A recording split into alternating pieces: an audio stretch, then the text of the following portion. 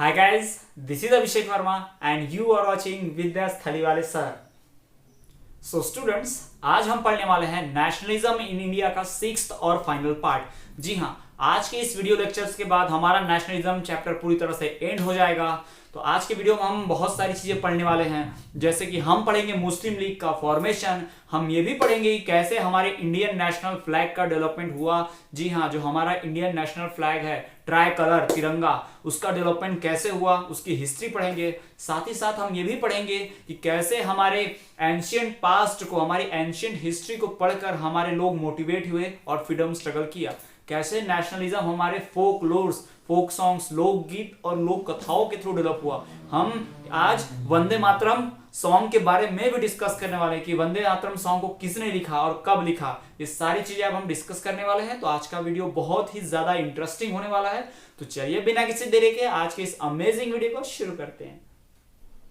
तो हम बात करने वाले हैं difference between Hindu Mahasabha and Muslim league की। जी हाँ, हम बात करेंगे कि कैसे मुस्लिम लीग और हिंदू महासभा के बीच डिफरेंसेस यानी कि मतभेद हो गए। हम ये भी पढ़ेंगे क्यों मुस्लिम लीग और हिंदू महासभा जो एक दूसरे के अपोज में थी। ये सारी चीजें हम पढ़ने वाले हैं। तो सबसे पहले हम बात करते हैं हिंदू महासभा और मुस्लिम लीग की। हिंदू महासभा जो है वो एक ऑर्गेनाइजेशन है, पॉलिटिकल ऑर्गेनाइजेशन होने के साथ साथ वो सोशल ग्रुप भी है जो समाज के वेलफेयर के लिए, सोशल वेलफेयर के लिए वर्क करती है। वही सेम जो है मुस्लिम लीग भी है जो एक पर्टिकुलर रिलीजन को रिप्रेजेंट करती है और उनके वेलफेयर के लिए वर्क करती है। तो दो पॉलिटिकल ग्रुप हमारे सामने हैं। दोनों पॉलिटिकल ग्रुप होने के साथ साथ दोनों सोशल ग्रुप भी हैं। कौन दोनों? हिंदू महासभा और मुस्लिम लीग। ठीक, तो इन दोनों ग्रुप के बीच बहुत ज्यादा कॉन्फ्लिक्ट, बहुत ज्यादा ऑपोजिशन, इन दोनों के बीच बहुत ज्यादा क्या हो गया है, ऑपरेशन शुरू हो गया। दोनों एक दूसरे के ऊपर इल्जाम लगाते, दोनों एक दूसरे से दूर रहते, दोनों एक दूसरे को अभी सपोर्ट नहीं किए फ्रीडम स्ट्रगल के समय में।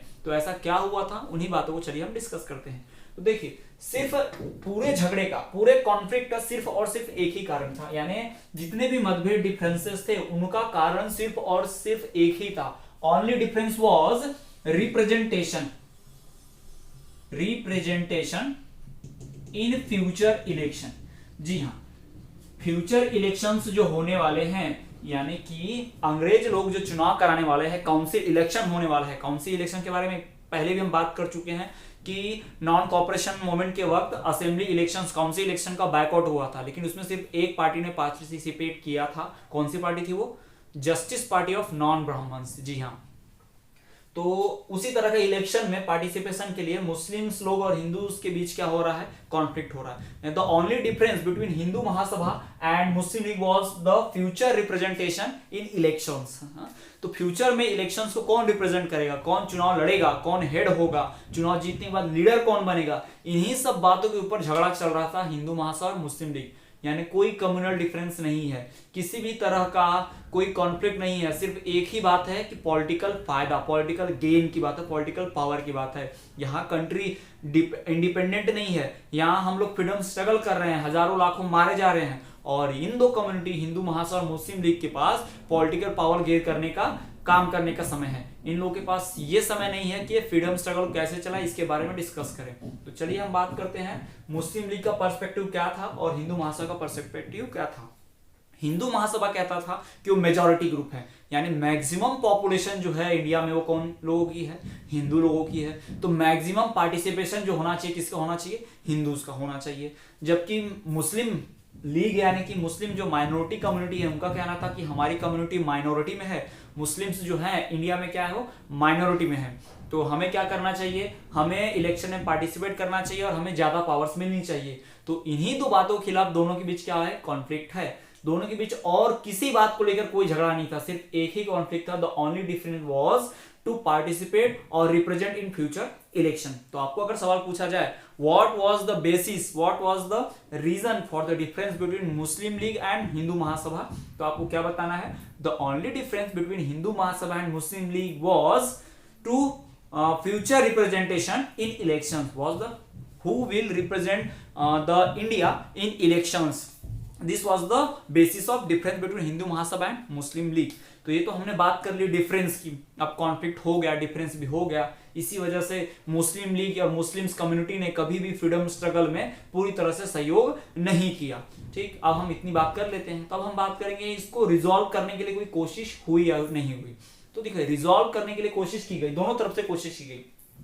1927 में क्या हुआ, 1927 में ऐसा लगा कि दोनों के बीच क्या बन सकती है, फिर से रीयूनिटी बन सकती है, फिर से दोनों रीयूनाइट हो सकते हैं। ये कब हुआ, 1927 में ऐसा लगा, हुआ नहीं अभी तक, 1927 में सिर्फ ऐसा फील हुआ, ऐसा लगने लगा, दोनों के बीच कॉन्फ्लिक्ट कम होने लगे, दोनों के बीच थोड़ी थोड़ी मीटिंग्स होने लगी, तो ऐसा लगा कि कॉन्फ्लिक्ट कम होंगे। तो मुस्लिम लीग के उस वक्त हेड थे मोहम्मद अली जिन्ना, ये आपने नाम सुना होगा मोहम्मद अली जिन्ना। अगर मोहम्मद अली जिन्ना की बात करें तो अभी आपको अगर मैं बता दूं तो मोहम्मद अली जिन्ना वो पर्सन है जो पाकिस्तान के फादर ऑफ द नेशन कहा जाता है उन्हें। जैसे महात्मा गांधी हमारे फादर ऑफ नेशन का दर्जा प्राप्त है उन्हें, ठीक, जैसे हमारे यहाँ नोटों पे करेंसी के ऊपर महात्मा गांधी की फोटो होती है, बिल्कुल पाकिस्तान में मोहम्मद अली जिन्ना की फोटो होती है। और एक बात बता देते हैं आपको, यही पर्सन रिस्पॉन्सिबल है फॉर्मेशन ऑफ पाकिस्तान के लिए। जी हाँ, प्रधानमंत्री हमारे जो first prime minister Jawaharlal Nehru और मोहम्मद अली जिन्ना, ये दोनों पर्सन्स आपस में कॉन्फ्लिक्ट था फर्स्ट प्राइम मिनिस्टर बनने को लेकर।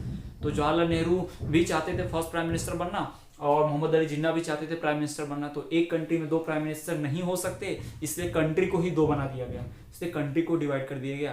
तो अपने फायदे के लिए, अपने बेनिफिट के लिए दो पर्सन्स ने क्या किया, पूरे कंट्री का बंटवारा कर दिया, जो आगे चल के मिलियंस ऑफ पीपल के डेथ के लिए रिस्पॉन्सिबल बना।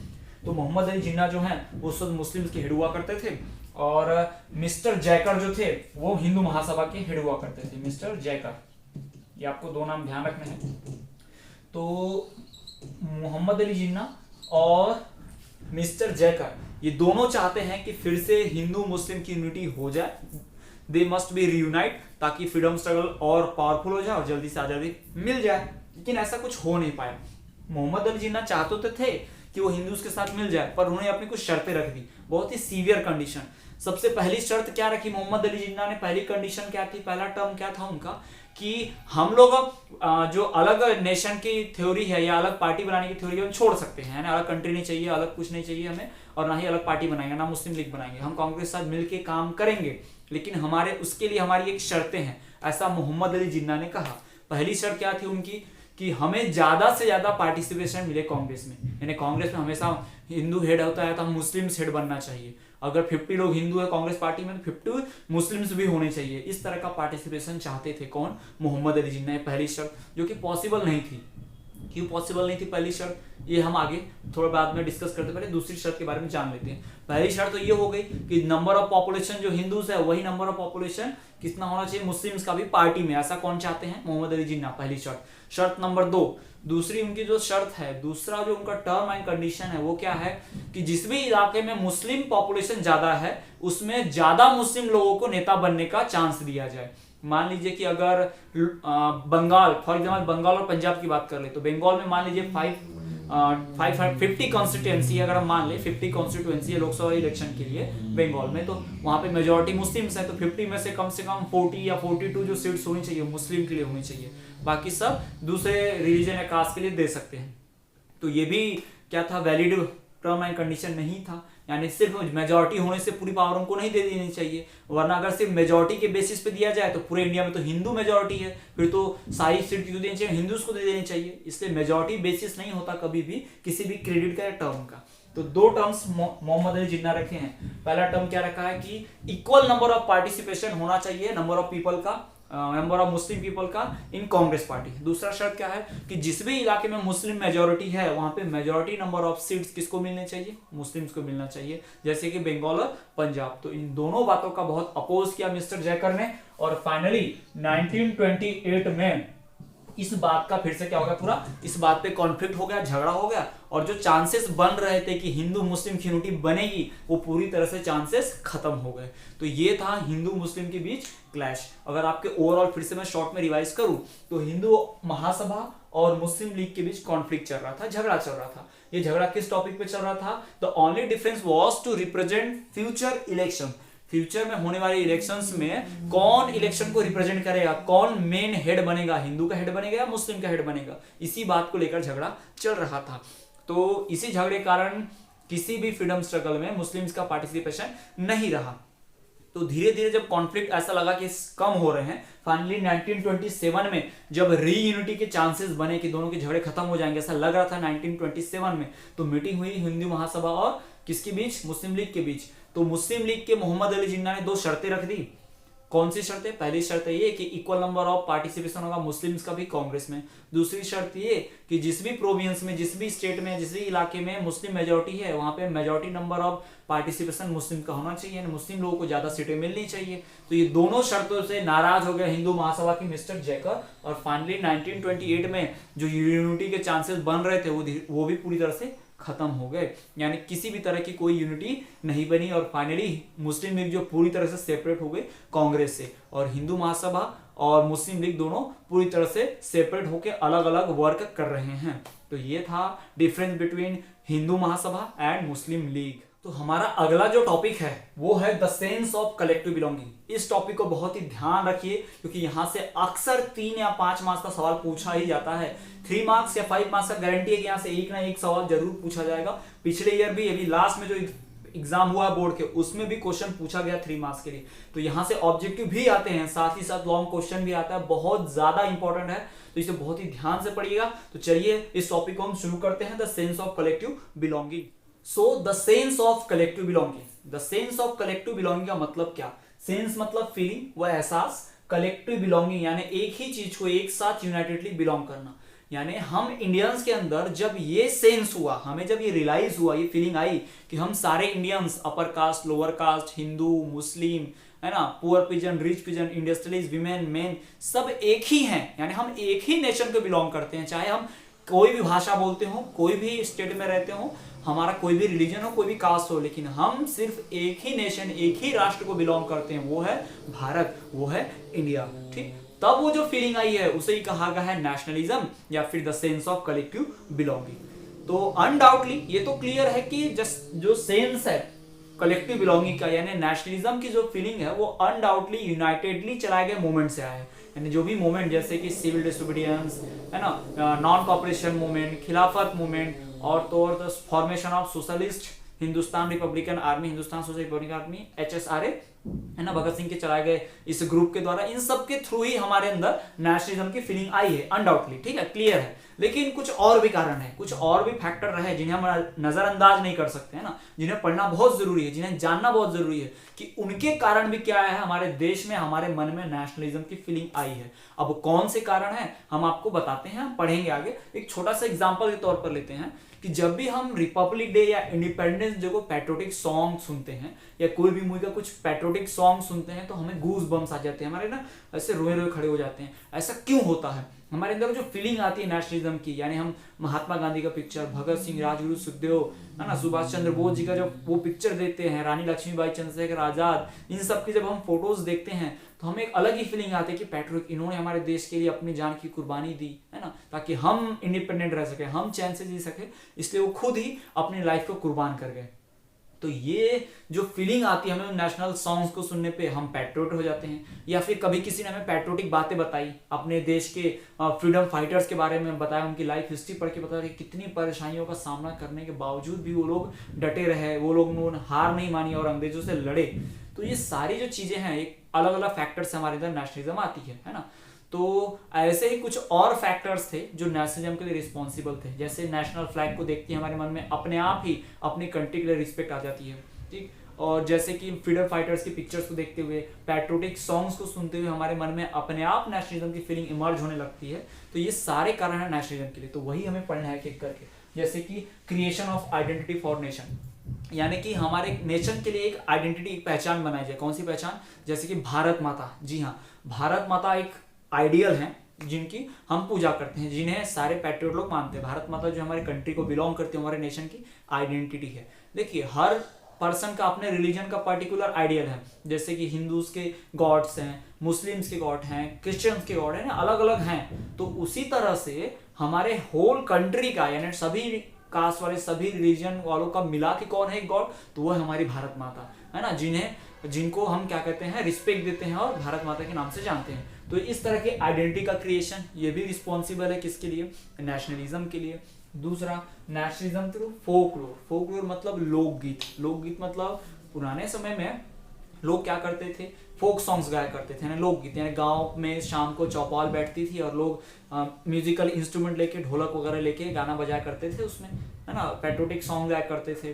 तो उससे भी लोगों के अंदर नेशनलिज्म इमर्ज हुआ है, ठीक। और तीसरा डेवलपमेंट ऑफ नेशनल फ्लैग, और तो और हमारे नेशनल फ्लैग का डेवलपमेंट भी हमारे लिए बहुत ज्यादा क्या रहा है, पैट्रियोटिक सिंबल रहा है। इस नेशनल फ्लैग कैसे रिस्पॉन्सिबल, इसके बारे में बहुत ही इंटरेस्टिंग एमपी से जुड़ा एक इंसिडेंट आपको बताएंगे, जो सिर्फ नेशनल फ्लैग के लिए लोगों ने बहुत बड़ा मूवमेंट कर दिया था, उसकी भी हम बात करेंगे आपको, ठीक। चौथा जो है नेशनलिज्म थ्रू एंशिएंट हिस्ट्री, हमारी जो एंशिएंट हिस्ट्री है, यानी कि हमारा जो पुराना इतिहास रहा है, प्राचीन इतिहास, जैसे कि महाराणा प्रताप, छत्रपति शिवाजी महाराज, है ना, महाराज तानाजी, है ना, तो ये बहुत बड़े बड़े योद्धा रहे हमारे यहाँ। उन सारे योद्धाओं की, वीर योद्धाओं की, महारानी लक्ष्मीबाई की, है ना, तात्या तोपे की, नाना साहेब की, इन बड़े बड़े योद्धाओं ने भी अपनी जो है पूरी पावर लगाई थी देश के लिए, है ना, अंग्रेजों को भगाने के लिए, मुगलों को भगाने के लिए, सारे लोग लड़े थे। तो उनसे भी हमने इंस्पिरेशन लिया कि शिवाजी महाराज तो इतने वीर थे, मराठा थे, कि उन्होंने मुगलों से इतना टक्कर लिया, मुगलों को इतनी बार हराया, है ना, इतने वीर थे, तो हम उनको देख के इंस्पायर हो जाते थे। तो सेम कंडीशन हमारे फ्रीडम फाइटर्स की भी थी मॉडर्न हिस्ट्री की, कि वो हमारे एंशिएंट हिस्ट्री से इंस्पिरेशन लेते थे। जैसे अभी हम लोग जय श्री राम का नारा लगाते हैं तो मन में बहुत बड़ा इंस्पिरेशन जैसा इमर्ज होता है, तो सेम थिंग हमारे फ्रीडम फाइटर्स के अंदर भी थी। वो अपने एंशिएंट हिस्ट्री, अपने एंशिएंट पीपल से जो पैट्रियोटिक थे, जिन्होंने देश के लिए लड़ाई लड़ी, उनसे क्या लेते थे, नेशनलिज्म की फीलिंग इमर्ज करवाते थे और उनसे इंस्पिरेशन लेते थे। तो इन एक एक कारण को हम पढ़ेंगे, कैसे एक एक कारण जो है रिस्पॉन्सिबल हुआ किस चीज के लिए, नेशनलिज्म की इमर्जेंस के लिए। तो चलिए हम एक एक टॉपिक को आप पढ़ते हैं। So the sense of collective belonging का जो पहला कारण है, सेंस ऑफ कलेक्टिव बिलोंगिंग का जो पहला कारण, पहला रीजन है, वो है the creation of identity for a nation, है ना। हमारे नेशन के लिए एक आइडेंटिटी का क्रिएशन किया गया, जो आइडेंटिटी जो थी वो क्या थी, भारत माता का स्टैच्यू। जी हाँ, भारत माता एक हमारे लिए सिंबल है, जिसके वजह से हमारे अंदर क्या आई है, नेशनलिज्म की फीलिंग आई है। हम इंडियंस के अंदर 20th सेंचुरी में जो नेशनलिज्म की फीलिंग अमर्ज हुई, उसका सबसे मेन कारण है भारत माता की सिंबल का क्रिएशन, भारत माता की इमेज का क्रिएशन। तो भारत माता की जो इमेज का क्रिएशन है, वो सबसे पहली बार उसको क्रिएट किया बंकिम चंद्र चट्टोपाध्याय ने 1817 में। कब किया उसका क्रिएशन, 1817 में। याद रखिए, क्रिएट करना अलग होता है, उसको पेंट करना अलग होता है। बंकिम चंद्र चट्टोपाध्याय ने 1870 में उन्होंने अपनी एक बुक लिखी थी, नॉवल, जिसका नाम था आनंद मठ, है ना। 1870 में उन्होंने एक बुक लिखी थी, बुक का नाम था आनंद मठ, नॉवल उनकी बहुत फेमस है। उसी में उन्होंने पहली बार डिस्क्राइब किया कि एक सिंबल है, यानी एक लेडी है जो मदर की तरह है पूरे ऑल इंडियंस की, यानी she was the mother, Bharat Mata, and we all are his children. तो इस तरह से पहली बार इमेज को क्रिएट किया गया, इन्होंने सिर्फ वर्ड्स में, लेकिन इसी आइडिया को लेके कैनवस पर पेंटिंग पे उतारना, पेंट करने का काम किया अबिंद्रनाथ टैगोर ने। जी हाँ, क्रिएट किया पहली बार बंकिम चंद्र चट्टोपाध्याय ने, और इमेज ऑफ भारत माता को पहली बार पेंट किया अबिंद्रनाथ टैगोर ने। तो ये आपको बहुत ही ध्यान रखना है। तो इस इमेज के थ्रू, इस क्रिएटेड इमेज के थ्रू, पेंटेड इमेज के थ्रू इंडियंस के अंदर नेशनलिज्म की फीलिंग इमर्ज हुई। और पहली बार इस बंकिम चंद्र चट्टोपाध्याय ने इस इमेज को इंक्लूड किया था अपने लिखी हुई एक फेमस नॉवेल, जिसका नाम है आनंद मठ। और उसी नॉवेल में इन्होंने क्या किया था, एक फेमस सॉन्ग, जिसको हम अपने नेशनल सॉन्ग के नाम से जानते हैं, वंदे मातरम, को भी इंक्लूड किया था। जी हाँ, वंदे मातरम जो है उस वक्त बहुत फेमस हो गए थे सॉन्ग, और इसको भी बनाने वाले कौन थे, बंकिम चंद्र चट्टोपाध्याय थे, जिन्होंने अपने फेमस नॉवेल आनंद मठ में इंक्लूड किया। तो ध्यान रखिएगा, पहली बार भारत माता की इमेज किसने क्रिएट की है, तो बंकिम चंद्र चट्टोपाध्याय ने। पहली बार भारत माता की इमेज को पेंट किसने किया है, तो वो है अबिंद्रनाथ टैगोर ने। बंकिम चंद्र चट्टोपाध्याय ने कब क्रिएट किया, 1870 में, जब उन्होंने एक फेमस नॉवेल लिखी उनकी, जिस नॉवेल का नाम था आनंद मठ।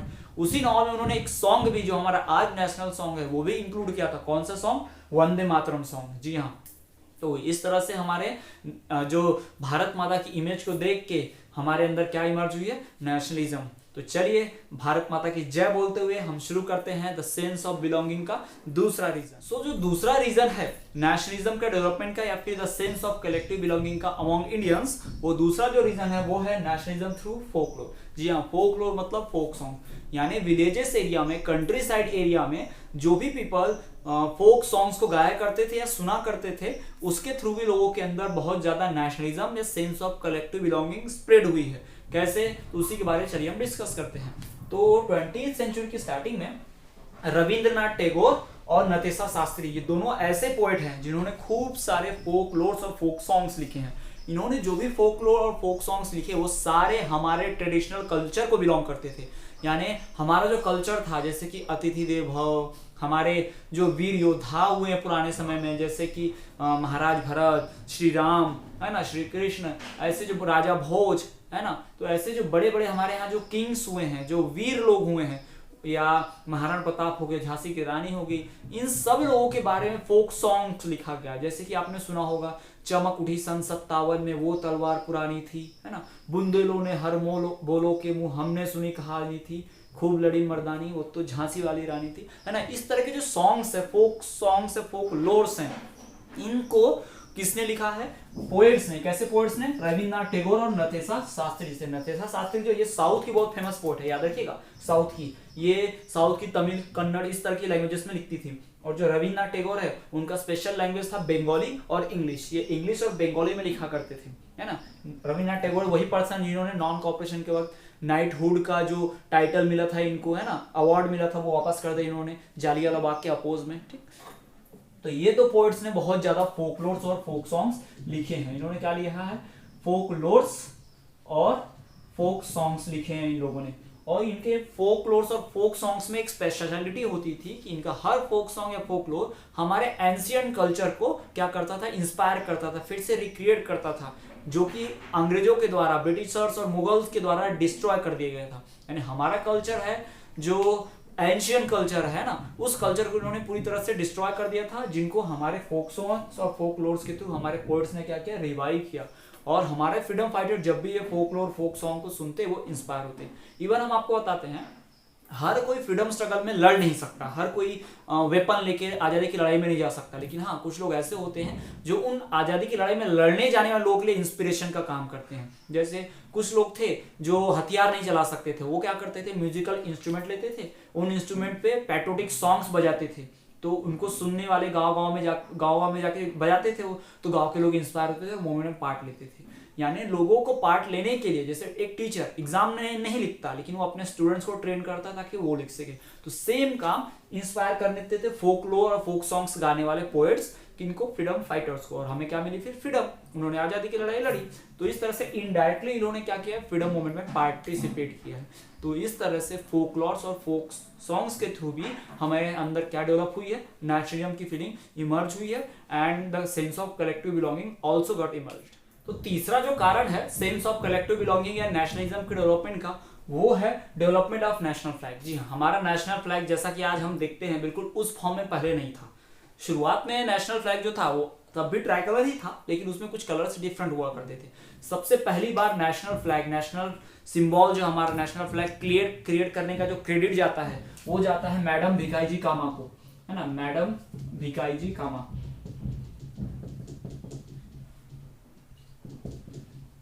ये लेडी जो है, इन्होंने पहली बार क्या किया था? क्रिएट किया था, बंगाल से पहली बार इस लेडी ने क्रिएट किया हमारा नेशनल फ्लैग। तो नेशनल फ्लैग को क्रिएट करने का क्रेडिट सबसे पहली बार किसको जाता है? मैडम भिकाईजी कामा को। इन्होंने जो नेशनल फ्लैग बनाया था वो नेशनल फ्लैग ट्राई कलर का था, पर ये जो ट्राई कलर का था उसका कलर था पहले रेड के बाद था येलो, और उसके बाद था क्या?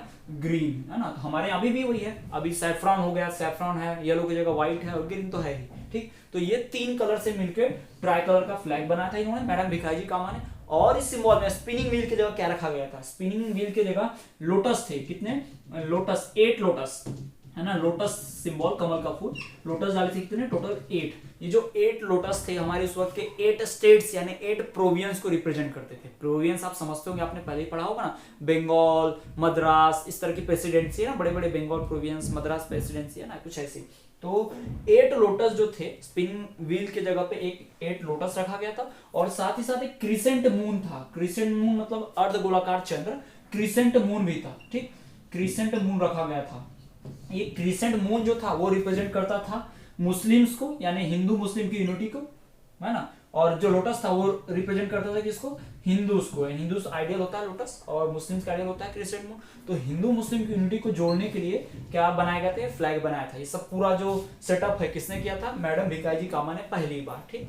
उसके बाद फिर 1921 में फिर से क्या किया गया? इस नेशनल फ्लैग को रिडिजाइन किया गया। 1920 में इसको रीडिजाइन किया गया, और ये जो रीडिजाइन करने वाले पर्सन थे वो थे गांधी जी। उन्होंने क्या किया, इस फ्लैग को पूरी तरह से क्या किया, रिक्रिएट किया। अब जो रिक्रिएटेड फ्लैग है उसका रीजन बता देते हैं आपको कि किस तरह से था।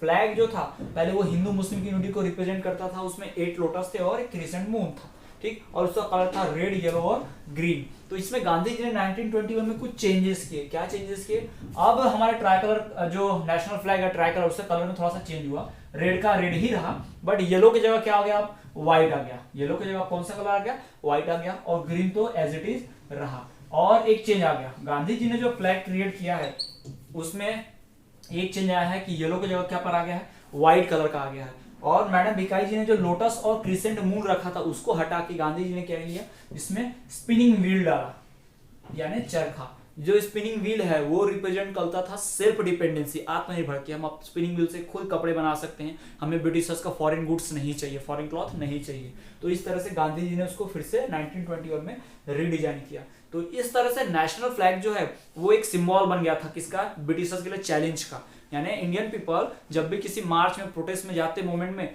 तो नेशनल फ्लैग को होल्ड करते अपने हाथों में। और ब्रिटिशर के लिए बहुत बड़ा चैलेंज था कि रूल तो हमारा चल रहा कंट्री पे, लेकिन इंडियन लोग अपना नेशनल फ्लैग फैला रहे थे। बहुत बड़ा सिंबल बन गया। और नेशनल फ्लैग से जुड़ा एक इंसिडेंट आपको बताते हैं जिसको झंडा सत्याग्रह बोला जाता है। ये शुरू हुआ था मध्य प्रदेश के जबलपुर में। जी हाँ, मध्य प्रदेश के जो जबलपुर की बिल्डिंग है म्युनिसिपालिटी की, वहां पर क्या हुआ, एक बार म्युनिसिपालिटी के जो लोग थे इंडियंस, उन्होंने क्या किया, नेशनल फ्लैग फहराने की सोची। कांग्रेस के लीडर जा रहे थे वहां पे, तो उनके रिस्पेक्ट में उनके हाथों से उन्होंने क्या किया, झंडा फहरवाया ट्राई कलर। यानी ब्रिटिशर का झंडा पहले हर गवर्नमेंट बिल्डिंग पे लगता था क्योंकि उनका रूल था, है ना, उनकी गवर्नमेंट थी। लेकिन इंडियंस ने क्या किया, उनका झंडा हटा के इंडियंस ने अपना नेशनल फ्लैग ट्राई कलर क्या किया, फहराया उस पर। और जब ब्रिटिशर्स को ये बात पता चली तो ब्रिटिशर्स को लगा कि ये तो इंसल्ट है हमारी, ये इंडियंस अपना झंडा फहरा रहे हैं। तो ब्रिटिशर्स ने उस झंडे को उतारने का ऑर्डर दिया, इंडियन फ्लैग को, और साथ ही साथ ये भी ऑर्डर दिया कि उस झंडे को अपने पैरों तले कुचला जाए। तो ब्रिटिशर्स ने वही किया, फ्लैग को उतारा और अपने पैरों तले कुचला। और ये देखकर इंडियंस इतने ज्यादा भड़क उठे तो उन्होंने क्या किया, झंडा सत्याग्रह शुरू कर दिया। यानी जगह जगह झंडे फहराए जाने लगे, और जो भी ब्रिटिश ऑफिशियल मिलते, ब्रिटिश पर्सन मिलते, ऑफिसर मिलते, उन सबको मार दिया जाता। और लोग झंडा ऊंचा रहे हमारे, पूरे इस तरह के नारे लगाते थे, नेशनल फ्लैग इधर उधर लेकर जाते थे। और हर मोमेंट में, यानी इतना बड़ा एक छोटा सा इंसिडेंट जिसने नेशनल फ्लैग को उतारने का, उससे पैरों को क्रश करने का था, उसने लोगों को इतना इमोशनल और इतना इंस्पायर कर दिया कि लोगों ने झंडा सत्याग्रह कर दिया। ये हमारे मध्य प्रदेश के जबलपुर से जुड़ी हुई घटना है। और जो फ्रीडम फाइटिंग है, फ्रीडम मूवमेंट के लिए बहुत ज्यादा क्या पड़ा, एक बूस्टर का काम किया उस झंडा सत्याग्रह मूवमेंट ने। ठीक है, तो ये था हमारा कलेक्टिव सेंस ऑफ बिलोंगिंग, किसके वजह से, due to our development of national flag. अब हम पढ़ेंगे हमारा चौथा आखिरी region, sense of collective belonging. तो अब हम पढ़ेंगे कि नेशनलिज्म या फिर सेंस ऑफ कलेक्टिव बिलोंगिंग, ये हमारे नेशनलिज्म हमारे हिस्ट्री के थ्रू, हमारे एंशिएंट हिस्ट्री के थ्रू कैसे जनरेट हुआ है। तो हमारी एंशिएंट हिस्ट्री जो है वो बहुत ही रिच और ग्लोरीफाई रही है।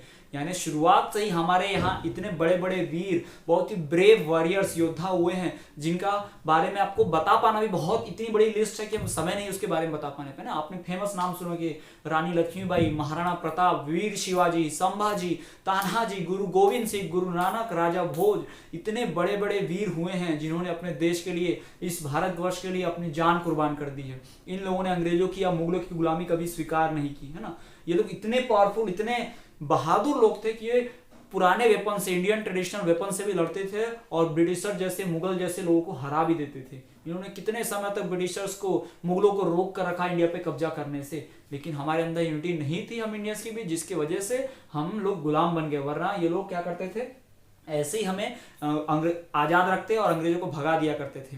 तो जो भी हमारे एंशियंट टाइम में हमारे हीरोज थे, जिनके नाम हमने अभी बताया आपको, उन लोगों ने जिस प्रकार से, जिस तरह से, जिस मेथड से, जिस वे से अंग्रेजों से और मुगलों से लड़ाई लड़ी, उसके थ्रू भी हमने इंस्पिरेशन लिया। हमारे फ्रीडम फाइटर्स ने, हमारे मॉडर्न हिस्ट्री के फ्रीडम फाइटर्स ने, गांधी जी हो, भगत सिंह हो, राजगुरु सुखदेव हो, जितने भी फ्रीडम फाइटर्स थे, लोकमान्य तिलक से लेकर सरदार वल्लभ भाई पटेल ने, लोगों ने अपनी एंशियंट हिस्ट्री को बहुत जोर शोर से पहचाना। हम इंडियंस के बीच यूनिटी को लाने के लिए, यूनाइट करने के लिए बहुत से लोगों ने वर्क किया। लोकमान्य तिलक, जिनका आप नाम जानते हैं, बाल गंगाधर लोकमान्य तिलक, हाँ, जिन्होंने स्लोगन दिया है, give me blood I shell give you freedom, है ना, तुम मुझे खून दो मैं तुम्हें आजादी दूंगा। तो जिन्होंने ये स्लोगन दिया था, उन्होंने ही गणेश चतुर्थी फेस्टिवल का सेलिब्रेशन स्टार्ट करवाया था। जी हाँ, महाराष्ट्र में जो गणेश उत्सव इतना फेमस है, उसको इन्होंने ही शुरू करवाया था, इसलिए ताकि हम इंडियंस अपने कल्चर को पहचाने। ब्रिटिशर जो थे उन्होंने क्रिसमस मनाना, न्यू फ्राइडे मनाना, न्यू ईस्टर मनाना, यानी उन्होंने अपना कल्चर थोपने की कोशिश की हम इंडियंस पे। लेकिन हमारे कुछ फ्रीडम फाइटर्स और सोशल रिफॉर्मर्स ने हमारे कल्चर को बचाए रखा और हमारी एंशियंट हिस्ट्री से इंस्पिरेशन लेकर हम लोग के अंदर यूनिटी क्रिएट की।